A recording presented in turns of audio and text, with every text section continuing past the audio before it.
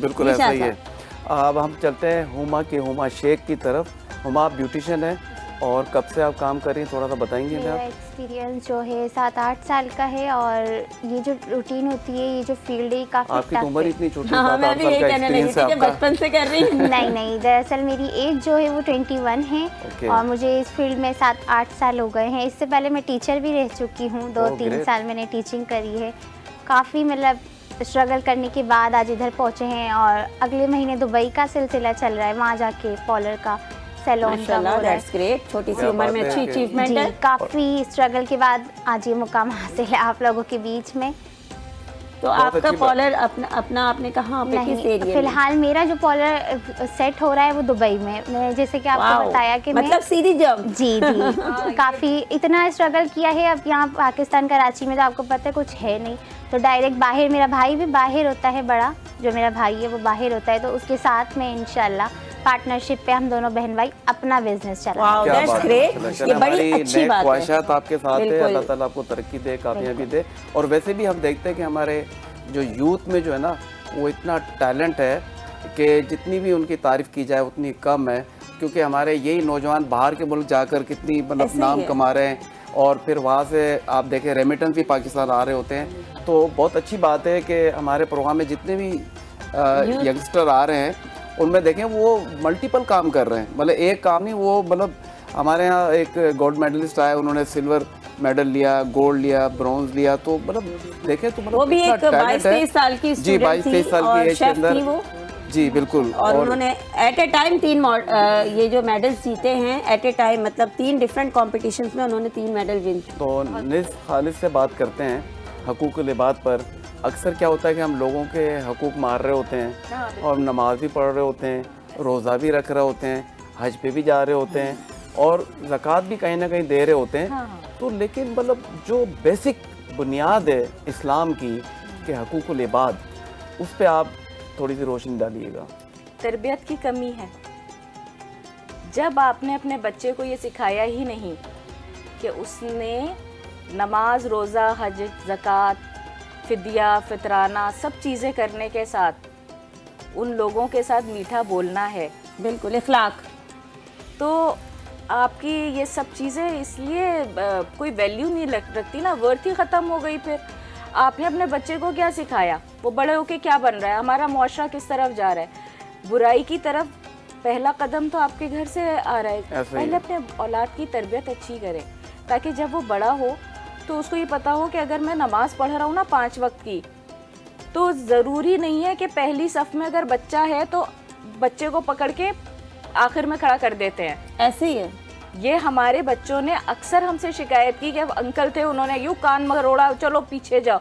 नहीं, ये नहीं करना आपने। आप बच्चों को आगे लेकर आए क्योंकि वो आगे दुनिया में उन्होंने भी सर्वाइव करना है, उनको पता चलना चाहिए मजहब क्या है।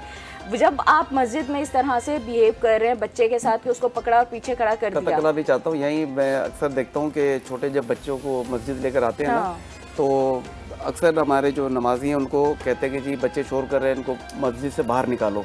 तो वो चीज़ गलत है बिल्कुल, क्योंकि उनको एक माहौल बनता है, वो एक इंटरेस्ट लेते हैं, डेवलप होता है, उनको आना चाहिए, उनको इनकरेज करना चाहिए। जी देखें, ये ही हमारी मस्जिद है। इस तरह ही रसूल पाक ने बच्चों की तरबियत की थी। आप सुन्नत पढ़ तो रहे हैं, अमल कहाँ कर रहे हैं? अमल ही नहीं है। मस्जिद, अब रात को इशा की नमाज हुई, उसके बाद ताला लग गया, नई मस्जिद को ताला नहीं लग सकता। ऐसे ही है, ऐसे ही। बहुत अच्छी बात की आपकी मस्जिद आपका कम्युनिटी सेंटर है, आपका मदरसा है, आपका तरबियतगाह भी है, तरबियतगाह है, बिल्कुल। और सबसे इम्पोर्टेंट आपकी जो मजहबी इक़दार है ना, वो यही मस्जिद है। बिल्कुल। आपकी तरबियत, हुकूकुल इबाद को अगर हम लेकर आते हैं सामने, तो सबसे पहले आप कहाँ से शुरू होंगे? घर से। ऐसे ही। दूसरी दर्जगाह है आपकी मस्जिद और तीसरी दर्जगाह है आपकी स्कूल। ऐसे ही है। टीचर्स का बिहेवियर बच्चे वही सीखते हैं जो टीचर्स को देखते हैं। बिल्कुल। अगर आपकी टीचर गलत वर्ड पढ़ा दिया ना, तो वो सारी जिंदगी वो बच्चा वही लफ्ज़ वैसे ही और बच्चा टीचर्स को फॉलो भी ज़्यादा कर रहा है। बिल्कुल ऐसे ही। आप अपने फॉलोअर्स को अच्छा पैगाम देंगे तो वो आप के लिए आगे उनके फॉलोअर्स को अच्छा प्रोग्राम देगा और अच्छी बात बताएगा। ये है हमारा तरबियतगाह जो हमारे हुकूकुल इबाद में बहुत ज़्यादा जिसकी अहमियत ख़त्म हो गई है। बिल्कुल आप बच्चे के सामने बैठ के बात कर रहे हैं, छोड़ो दफ़ा करो, उसने कह दी ना बात, अब ये करे मेरे सामने बात ऐसी, मैं इसकी ऐसी की तैसी नहीं, आप करेंगे उसकी ऐसी की तैसी। आप बच्चा क्या करेगा, बच्चा फिर वही हरकत करेगा। क्या हुआ, आपकी तरबियत में से नमाज, रोज़ा, हज, ज़कात के साथ हुकूकुल इबाद ख़त्म हो गए। बिल्कुल, बहुत अच्छी बात आपने कही। और यहाँ पर एक चीज़ जो मिस खालिद ने कही और वाकई उस पर अगर अमल हो जाए, जितनी भी हमारी मस्जिदें हैं, इमाम बारगाह हैं, अगर उस पे कम्युनिटी सेंटर का दर्जा दे दिया जाए और लोग वो अपने मसले मसाइल जो थानों में लेके जाते हैं अगर वो मोहल्ले में हल हो जाएं, तो मैं कहता हूँ कि क्या बात है। तो इतना ज़बरदस्त निज़ाम हो जाएगा। ऐसी बेहतरीन बात की है कि ये जो मजहबी रसूमात की जगह होती है ये बेसिकली कम्युनिटी सेंटर ही होता है। बिल्कुल ऐसे ही ये अभी हमारे यहाँ नहीं हो सके। अगर आप यूरोप अमेरिका जाएं तो वहाँ ये कम्युनिटी सेंटर ही होता है।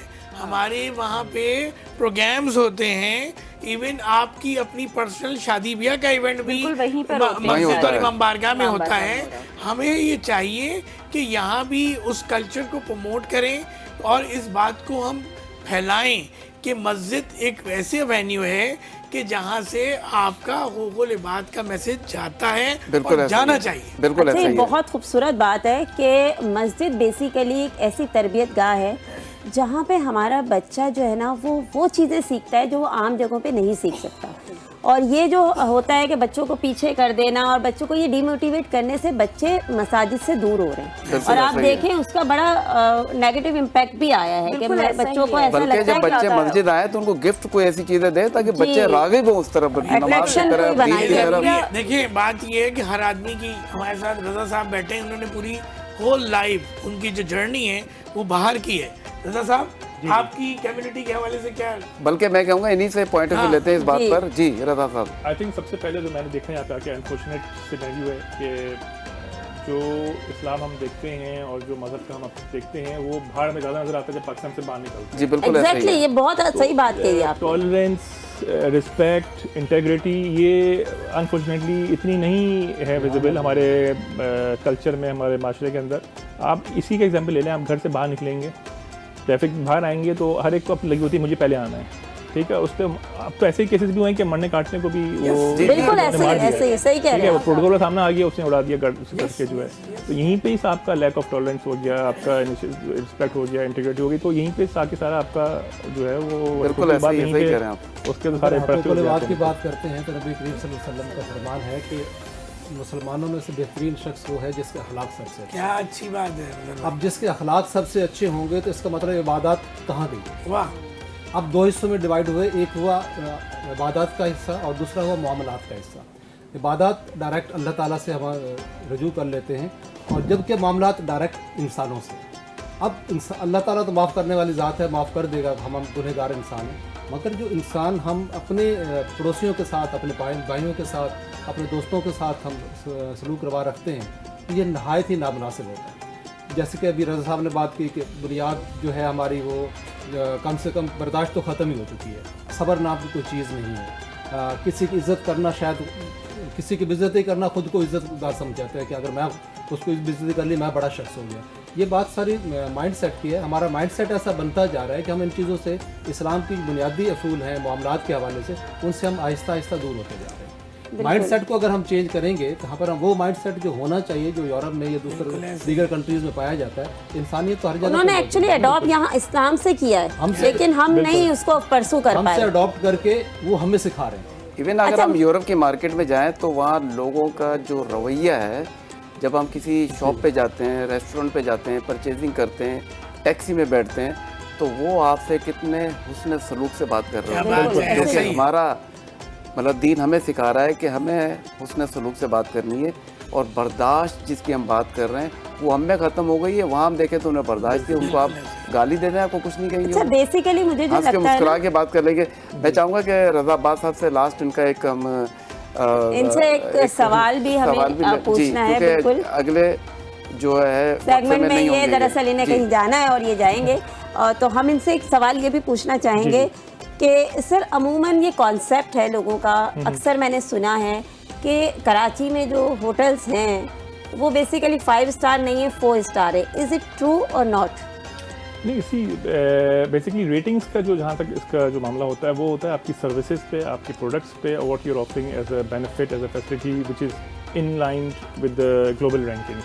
ओके, तो अल्हम्दुलिल्लाह Karachi Marriott is a 5 star hotel और it's been recognised endorsed local जो डिपार्टमेंट ऑफ टूरिज्म है, और obviously we reporting to Marriott international, तो वो Europe Middle East Africa region है, तो हमारी एक स्टैंडिंग है ऑब्वियसली। और होटल्स के बारे में मैं जी जाहिर है आप जो रिप्रेजेंट कर रहे हैं तो उसके बारे में ऑफरिंग, तो वो उस पे तो obviously it's authentic authenticated. Message देना चाहें आप? मैसेज बस यही है कि आपकी बात को आगे लेते हुए चलूँगा कि हम लोगों ने जो है ना वेस्ट की चीज़ों को जो हमने अडेप्ट तो किया है, लेकिन जो चीज़ें हमें अडेप्ट करनी चाहिए थी वो हमने अडेप्ट नहीं की हैं। ठीक है, हमने जो है ना अनफॉर्चुनेटली जो नेगेटिव चीज़ है ज़्यादा हमने अडेप्ट की है, पॉजिटिव चीज़ों को जो है नहीं किया है। रही बात back to the hospitality industry की, तो हम लोग यहाँ पे we are the forefront, जहाँ पे भी एज अ कम्युनिटी जहाँ पे भी जो भी वैल्यू वी कैन प्रोवाइड मतलब इन अ बिगर प्लेटफॉर्म, बिगर सर्कल में। और एक 5 स्टार को लेके ये भी एक माइंडसेट चलता है कि पहली बात हो रही थी कि ओवरऑल क्या एनवायरनमेंट है, क्या माहौल है। तो यहाँ पे मैं एक चीज़ में ऐड करूँगा कि मैंने जैसे पहले बताया मैंने कि वी टेक प्राइड के फीमेल रेशियो हमारा ऑलमोस्ट 22% है। माशाल्लाह, दैट्स ग्रेट। तो उसमें ये वजह भी है कि मतलब उसमें यंग फीमेल्स हैं, लेडीज़ हैं, ज़्यादातर उसमें जो है माशाल्लाह डायरेक्टर लेवल पे हैं, HOD लेवल पे हैं, एज अ डिपार्टमेंट लेवल पे। बहुत अच्छी बात है। तो ये कल्चर है और ये एक निगेट करता है कि जो कि माइंडसेट चलता है लोगों के माइंड में कि नहीं 5 स्टार में वो एक लिमिटेड।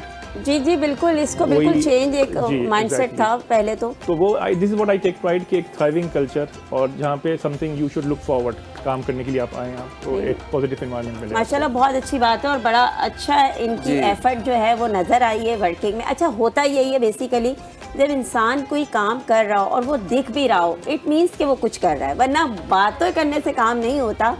और ये और मैं हम अक्सर बातें ही करते हैं जी बिल्कुल ऐसे ही रैंकिंग है। में, इंटरनेशनल रैंकिंग में जो सब अच्छा, पहले एक थे, चीज़ उसका ये भी आप थोड़ा सा हाईलाइट कीजिएगा लोगों को, ये आपने हमें बहुत अच्छी बात बताई, हमारी नॉलेज में नहीं थी ये। राइट, तो यहाँ पे इसी बात को जो है फर्दर मैं लेकर चलूँगा कि ये वही कराची मैरियट है जो ऑब्वियसली 3-4 साल पहले जो है वो एक जो है डिक्लाइनिंग स्टेज था, लेकिन अल्हम्दुलिल्लाह अब with the new ownership, with the new management हमने काफ़ी अपग्रेड किया है फैसिलिटीज़ को और काफ़ी हमने वैल्यू एडिट की हैं।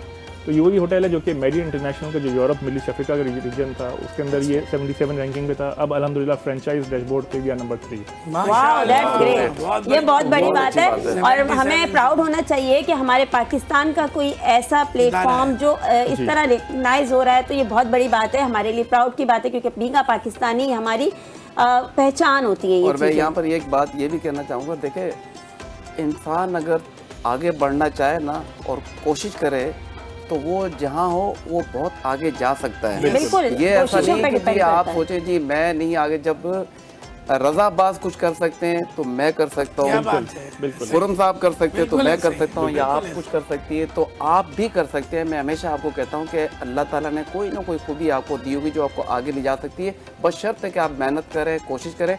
वक्फा लेने से पहले हम फरहान साहब की तरफ जाएंगे और रजा साहब का बहुत शुक्रिया मैं यहाँ पे अदा ऐड करूँगा मैं करेंगे। जी, एंडिंग के मैं यही वजह है जो आपने बात की, इसको एंडोर्स करूँगा मैं कि मैं अपनी डिक्शनरी में कहता हूँ कि नथिंग इज इम्पॉसिबल, वाह। और जहाँ पे दुनिया कहती है कि स्काई इज द लिमिट, मैं कहता हूँ कि स्काई इज द बिगिनिंग। वाह, दैट्स ग्रेट। और रजा साहब की मैं बहुत शुक्रगुजार हूँ, thank you so much sir, आप यहाँ पे तशरीफ लाए और आपने टाइम दिया। और हम अब वक्फे पे जाने से पहले नात की तरफ जाएंगे, हमारे साथ मौजूद हैं नात ख्वां।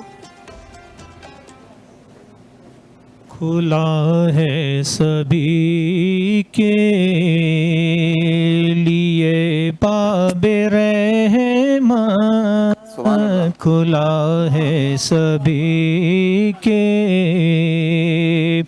लिए बाबे रहमान, वहाँ कोई रुतबे में अदना न आली, मुरादों से दामन नहीं कोई खाली, कतारे लगाए खड़े हैं सवाली,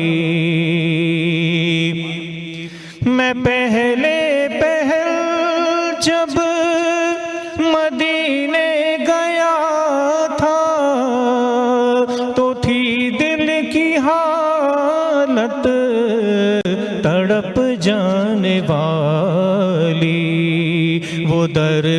बार सच मुझ मेरे सामने था, अभी तक तसव्वुर था जिसका ख्याली, वो दरबार सच मुझ मेरे सामने था, अभी तक तसव्वुर था जिसका ख्याली।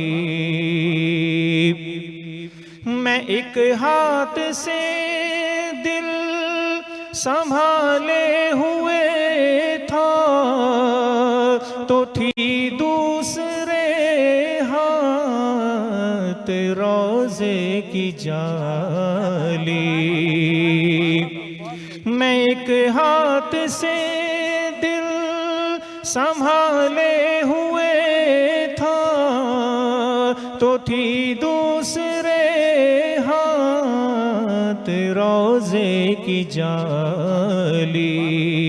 दुआ के लिए हाथ उठते तो कैसे, न ये हाथ खाली न वो हाथ खाली, खुला है सभी के लिए बाबे रहमत, वहाँ कोई रुतबे में अदना न आली, मुरादों से दामन नहीं कोई खाली, कतारे लगा